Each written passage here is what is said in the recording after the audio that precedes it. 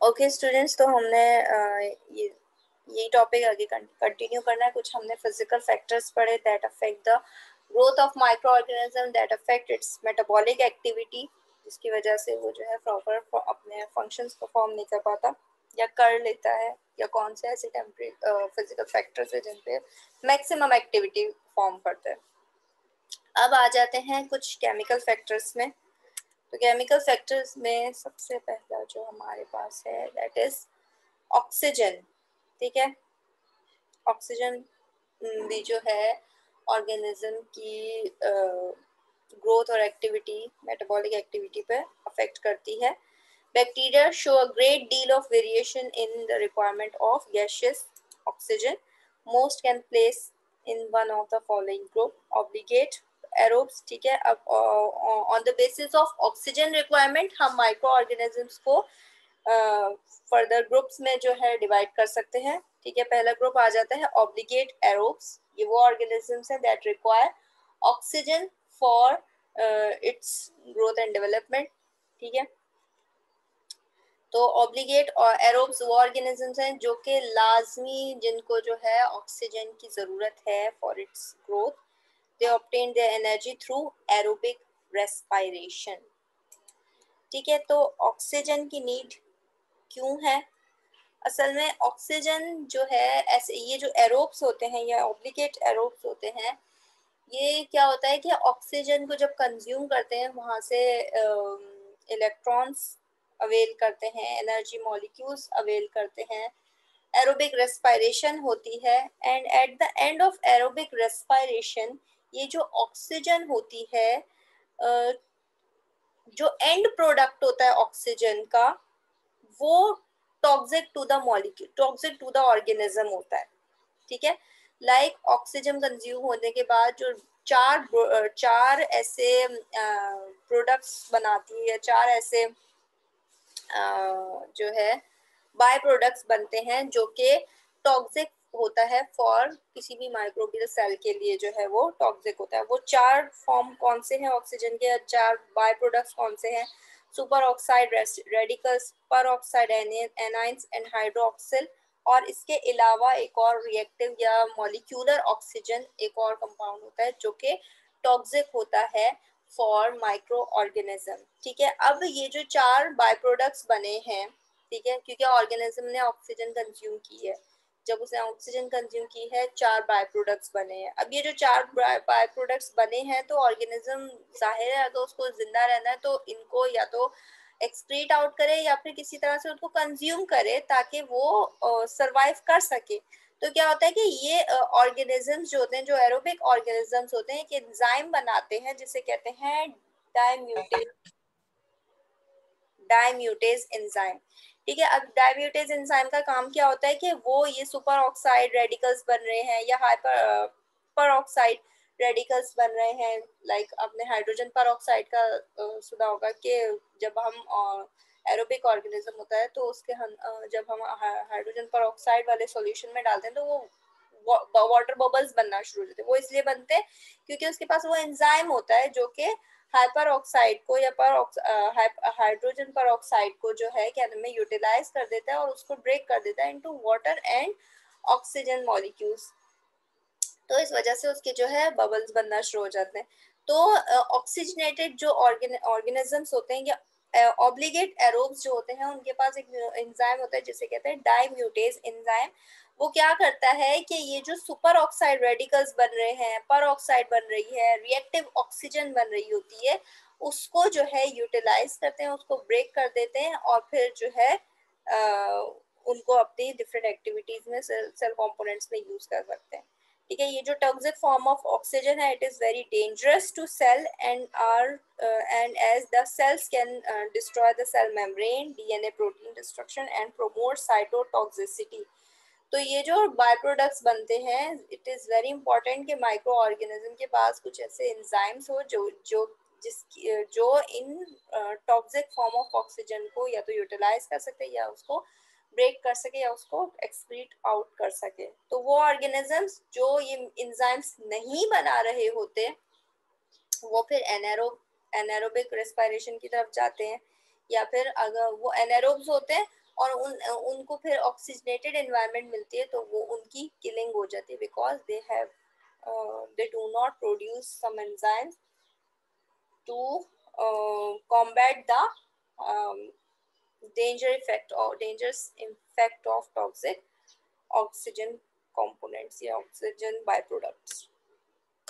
फिर आ जाते हैं microaerophiles, an organism that require low concentration of oxygen for its growth. Like ये ऑर्गेनिजम्स वो हैं जिनको बहुत ज़्यादा ऑक्सीजन कंटेंट मिलता है तो इनकी किलिंग हो सकती है, तो इनको बहुत ही लिटिल अमाउंट में जो है ऑक्सीजन रिक्वायर्ड होती है, लाइक 2 to 10% जो है ऑक्सीजन होगी तो ये इनकी प्रॉपर ग्रोथ होगी। They obtain their energy through aerobic respiration. फिर obligate anaerobes, ये बिल्कुल anaerobes हैं, इनको बिल्कुल भी ऑक्सीजन की ज़रूरत नहीं होती है, और अगर इनको फिर भी ऑक्सीजन एनवायरनमेंट में रखा जाए तो इनकी किलिंग हो जाती है, because they do not produce the enzyme that is required to break the toxic oxygen byproducts. अच्छा जी, anaerobic are the organisms that grow only in the absence of oxygen, and in fact they are inhibited or killed in its presence in the presence of oxygen. They obtain their energy through anaerobic respiration. इनको energy molecules चाहिए, इनको electrons वगैरह जो चाहिए होते हैं वो सब ये anaerobic या fermentation के थ्रू जो है लेते हैं। फिर आ जाते हैं एरोटॉलरेंट anaerobes are obligate anaerobes cannot use oxygen to transform energy but can grow in its presence. Aerotolerant anaerobes यानी वैसे तो anaerobes हैं, लेकिन अगर कुछ क्वांटिटी ऑक्सीजन की मिल जाती है, कुछ कभी इनको ऑक्सीजनेटेड एनवायरनमेंट मिलता है तो ये कुछ हद तक वहाँ पर सरवाइव कर लेते हैं। They obtain energy by fermentation and they are obligate fermenters. ठीक है, ये obligate fermenters होते हैं, fermentation में ही जो है काम आते हैं, fermentation के थ्रू ही ये अपने energy molecule से electrons accept करते हैं। फिर आ जाते हैं facultative anaerobes are the organisms that grow without oxygen but generally better with oxygen. ठीक है, विदाउट ऑक्सीजन ये ग्रो हो सकते हैं, लेकिन अगर ऑक्सीजन प्रेजेंट होगी तब इनकी ग्रोथ बेटर होगी। They obtain their energy through aerobic respiration if oxygen is present, but use fermentation or anaerobic respiration if it is absent. मतलब फैकल्टेटिव है, ऐसे भी चलेंगे वैसे भी चलेंगे, तो इनके अंदर दोनों सिस्टम होते हैं, एरोबिक रेस्पिरेशन के थ्रू भी एनर्जी ले सकते हैं और फर्मेंटेशन या एनारोबिक रेस्पिरेशन के थ्रू भी इनकी हो जाती है।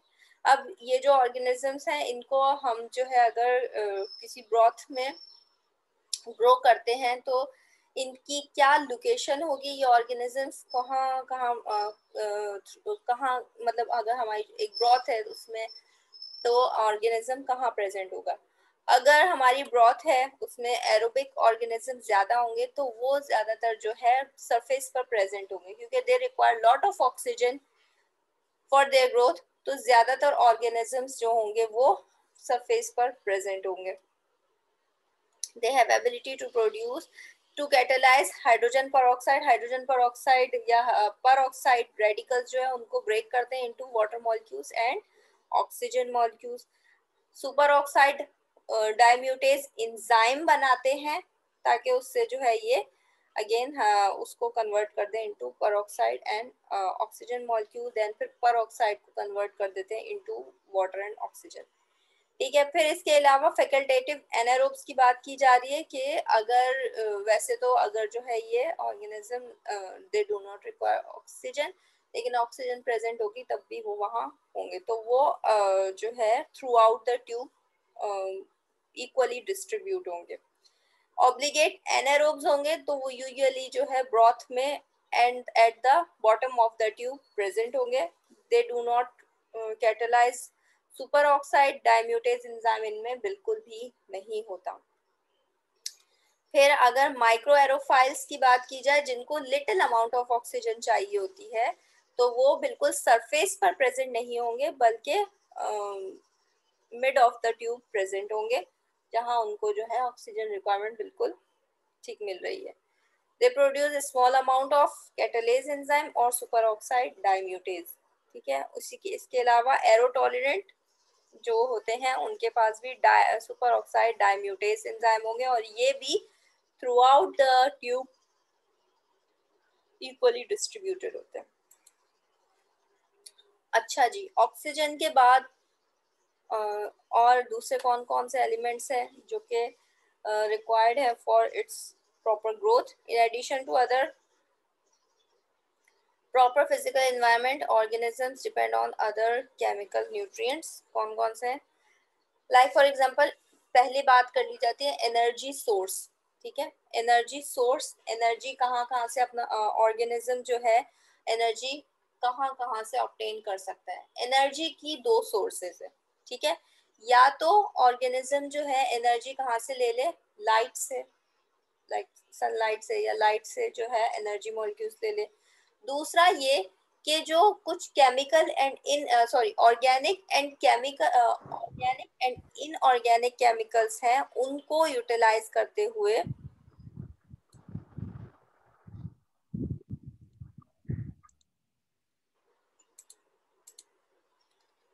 लाइट को कंज्यूम कर लें या फिर ऑर्गेनिक और इनऑर्गेनिक केमिकल्स को जो है कंज्यूम कर लें फॉर एनर्जी सोर्स, ठीक है। तो ये दो सोर्सेज हैं एज फॉर एनर्जी। अच्छा जी, फोटोट्रॉप्स जो होंगे उनको हम कह सकते हैं ये दे यूज रेडिएंट एनर्जी और light as their primary energy source. Energy source के लिए ये क्या करते हैं, लाइट कंज्यूम करते हैं।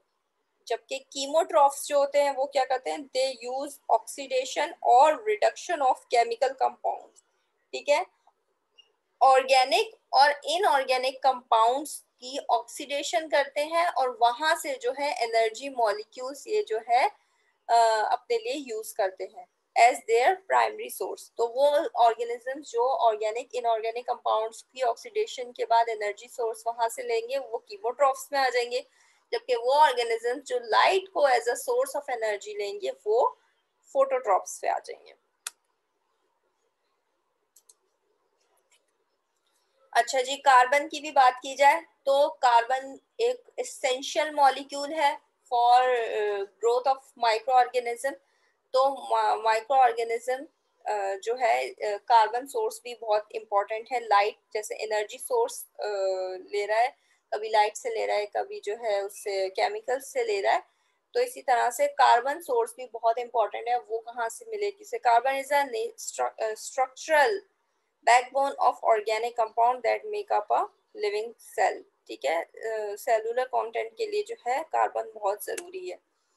Based on the source of carbon organisms can be classified as, first group ऐसा है ऑटोट्रॉफ्स का, they organism that prepare their own food through the process of photosynthesis, ठीक है। ऑटोट्रॉफ्स वो ऑर्गेनिजम्स हैं जो कि light source as a energy molecule ले रहे हैं, प्लस वो क्या कर रहे हैं कि कार्बन भी जो है वो एटमॉस्फेरिक कार्बन डाइऑक्साइड जो होती है वहां से जो है अपनी कार्बन सोर्स भी पूरी कर रहे हैं। तो इनको हम कहते हैं ऑटोट्रॉफ्स, ठीक है। ये लाइट सोर्स से अपनी कार्बन भी ले रहे हैं और जो है अपनी एनर्जी मॉलिक्यूल्स भी ले रहे हैं, ठीक है। Heterotrophs are the organism that can not prepare their own food depends on the autotrophs for nutrition. Heterotrophs,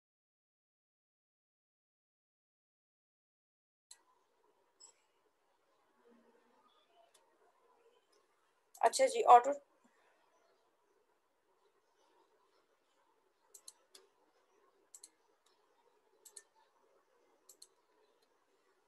अच्छा जी, तो ऑटोट्रॉफ्स और हेटेरोट्रॉफ्स की बात कर रहे थे। ऑटोट्रॉफ्स वो ऑर्गेनिज्म है जो कि लाइट के थ्रू अपना जो है एनर्जी सोर्सेस ले रहे हैं, और हेटेरोट्रॉफ्स वो ऑर्गेनिजम्स हो जाएंगे जो केमिकल कंपाउंड्स के थ्रू अपने एनर्जी सोर्स या कार्बन सोर्स पूरी कर रहे हैं। फिर आ जाते हैं फोटो ऑटोट्रॉफ्स, ठीक है। फोटो ऑटोट्रॉफ्स क्या है, जो कि लाइट से अपनी एनर्जी सोर्स पूरी कर रहे हैं, प्लस एटमॉस्फेरिक कार्बन डाइऑक्साइड से कार्बन सोर्स अपनी पूरी कर रहे हैं। तो फोटो मींस लाइट हो गया, ऑटोट्रॉफ्स मींस वो ऑर्गेनिजम्स जो कि कार्बन सोर्स जो है अपनी कार्बन डाइऑक्साइड से ले रहे हैं। They use light as an energy source and carbon dioxide as their carbon source. Carbon dioxide से वो अपनी कार्बन सोर्स या कार्बन मॉलिक्यूल्स जो है एक्सेप्ट कर रहे होते हैं.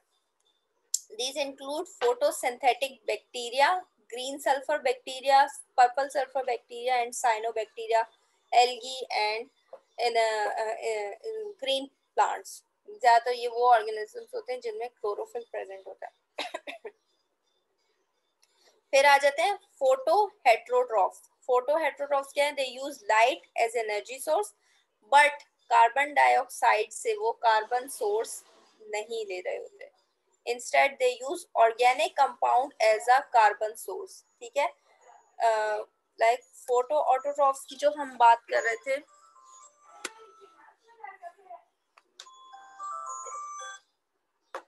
फोटो ऑटोट्रॉफ्स जो थे वो क्या कर रहे थे कि लाइट से एनर्जी ले रहे थे.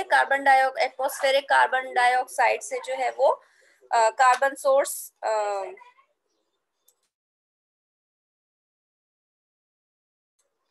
अच्छा जी. तो फिर वो कार्बन सोर्स जो है अपनी कार्बन डाइऑक्साइड से पूरी कर रहे थे. जबकि फोटो हेटेरोट्रॉफ्स क्या करते हैं कि वो लाइट से अपनी जो है एनर्जी सोर्स कंप्लीट कर रहे हैं और लेकिन कार्बन डाइऑक्साइड यूज नहीं कर रहे. जबकि कार्बन डाइऑक्साइड के लिए उनको जो है ऑर्गेनिक कंपाउंड्स चाहिए. Like green non sulphur and the purple non sulphur bacteria आ जाते हैं इसमें.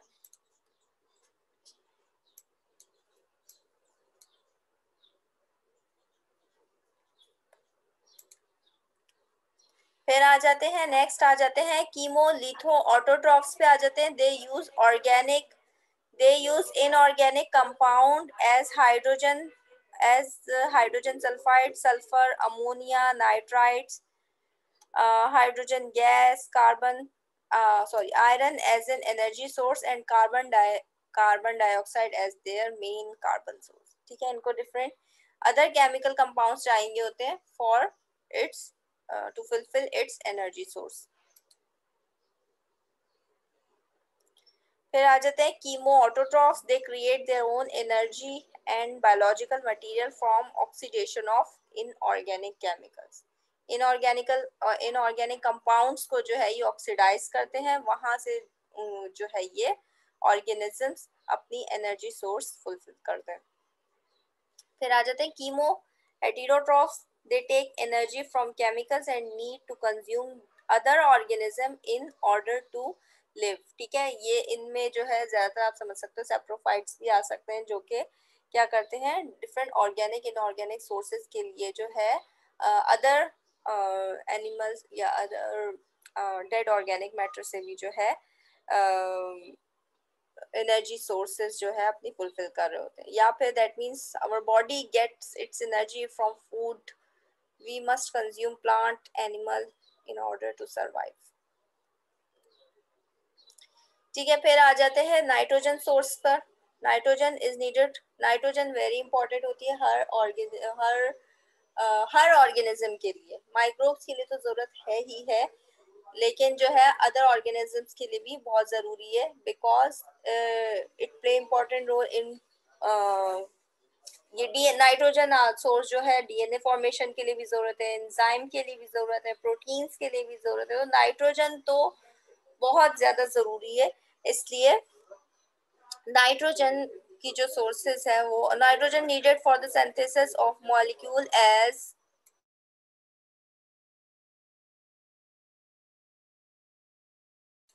nitrogen is needed for the synthesis of molecules like amino acid, DNA, RNA, ATP molecules. ठीक है. depending on organisms depending on the organisms, nitrogen nitrate, ammonia, organic nitrogen compounds may be used as nitrogen source. ठीक है. Nitrogen source जो है organism nitrites, ammonia और other नाइट्रोजेनिक compound से भी ले सकता है. फिर नाइट्रोजन के अलावा other minerals like sulphur, phosphorus भी नीडेड है for cellular components and for growth and development. Sulfur is needed for synthesizing sulfur containing amino acid, certain vitamins. Depending on the organism, sulfate, hydrogen sulfide, sulfur amino acid may be used as a sulfur sources. sulfur sources के लिए जो है hydrogen sulfide, sulfates और sulphur containing amino acid use किए जा सकते हैं। Phosphorus की भी बात की जाए तो phosphorus again DNA formation, RNA, ATP के लिए phosphorus it is the high energy component, बहुत जरूरी है। ठीक है, phosphate ions are the primary source of phosphorus. तो फॉस्फोरस की रिक्वायरमेंट के लिए ऑर्गेनिज्म फॉस्फेट एंजाइम या फॉस्फेट आयंस यूज कर सकता है। फिर potassium required for certain enzymes are to function as well as function। फिर आयरन की जो है, iron is a part of certain enzymes. Trace elements की बात की जाए, trace elements are required in very minute amounts like potassium, magnesium, calcium. they usually function as co-factor of enzyme reaction। Enzyme आपने पढ़ा होगा पहले कि एंजाइम्स की जो है एक्टिविटी या एंजाइम को एनहेंस करने को, उसकी एक्टिविटी स्टार्ट करने के लिए कोफैक्टर्स जरूरी होते हैं, जो कि जो है पोटेशियम, मैग्नीशियम, कैल्शियम आयंस से मिलकर बने होते हैं। They include sodium, zinc, copper, molybdenum, magnesium, cobalt ions usually function as electron donor acceptors during enzymatic reactions। Water again essential for growth of microorganism। फिर कुछ आ जाते हैं ग्रोथ फैक्टर्स। ठीक है, अब ये ग्रोथ फैक्टर्स क्या है, अमाइनो एसिड हो गए, और इसके अलावा भी डिफरेंट ग्रोथ फैक्टर्स होते हैं जो कि माइक्रो ऑर्गेनिज्म को चाहिए होते हैं for its proper growth. Organism having complex nutritional requirements need many growth factors are said to be fastidious. ठीक है, ऐसे ऑर्गेनिजम्स जिनको इन न्यूट्रिएंट्स के अलावा भी अलग से ग्रोथ फैक्टर्स चाहिए होते हैं, उनको हम उन ऑर्गेनिज्म को फास्टिडियस ऑर्गेनिजम्स में जो है हम कैटेगराइज कर सकते हैं। ठीक है, अब ये ग्रोथ फैक्टर्स क्या हो सकते हैं, अमाइनो एसिड्स, प्योरीन, पायरिमाइडीन्स एंड विटामिन्स।